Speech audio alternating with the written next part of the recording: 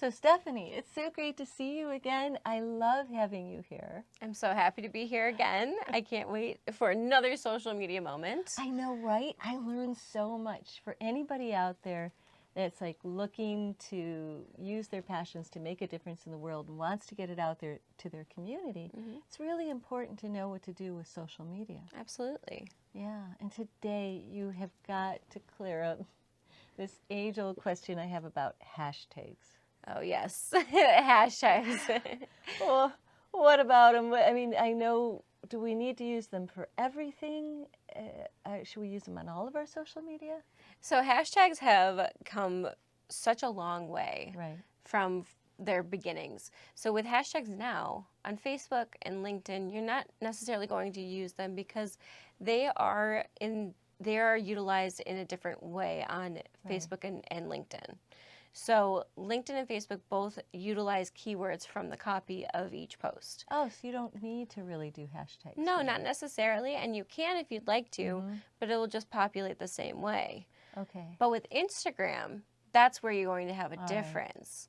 And this is a huge, huge, crazy analytical thing that is going on in the social media community, how Instagram is changing it all the time. I know, right? And we just went through one change, and now we're going through one more.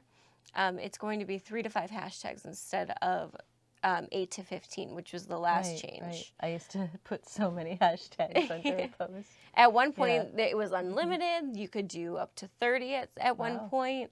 And it was really, really useful. But now that Instagram is niching down, it has to have those more, not generalized hashtags, but more specific hashtags for each post. Right.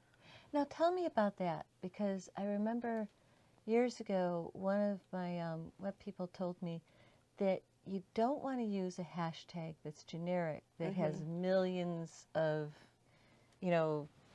views, because you're competing with a whole lot more. It's better to use more specific hashtags. Absolutely.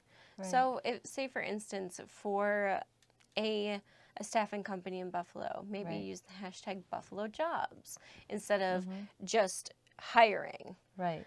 And you could do more of those geographic locations because they are more specific. But if you're someone like Passionate Living that isn't necessarily in one geographic location, you can do hashtags of the locations that you were in, or you can do hashtags that are part of the different segments that you're doing.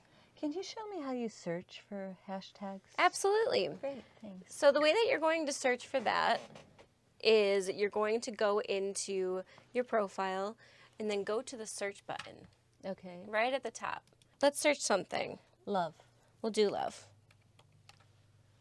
So you can see here that there are 2 billion posts with love in it. That's a bit much. It is a bit much. So what we're going to do is niche down a little bit. So give me a phrase or... Love your life. Love your life. Okay, that's a little bit better, more around 3 million, but you can see that there's different hashtags that you can do. Love your lifestyle, love your life or change it, and they're much less niche. That. Love your life with a little or much emoji. More niche, rather. Yeah. Right. So, I love that one. So basically then, if you put up a hashtag and you use something like Love Your Life, anybody that has followed Love Your Life might see your post then, even if they're not a friend. Oh, so that helps you to up your numbers. Yep. And people can find your posts through different hashtags all the time then. Right. And they just have to be specific because with analytics on Instagram, they're really cracking down on those. So you definitely want to stay specific. Wow. Thank you so much, Stephanie, for being here. I love this. This really helps so much to clear up the whole hashtag thing. Yeah, absolutely. I'm here to help. That's what I do. I love it. Well, thanks for joining us today, and we'll see you next time on Our Social Media Moment. Thank you so much for joining me today on this adventure into passionate living. And we hope you enjoyed all of our wonderful guests who were here today to inspire you to live your dreams and then to use those dreams to make a difference in the world around you. Make sure to join us every week on Tuesday and Thursday nights at 8 p.m. and Sundays at 11 a.m. on your true hometown station, WBBZ. As well, you can join us on our website at passionateliving.com and on our YouTube channel, Passionate Living TV.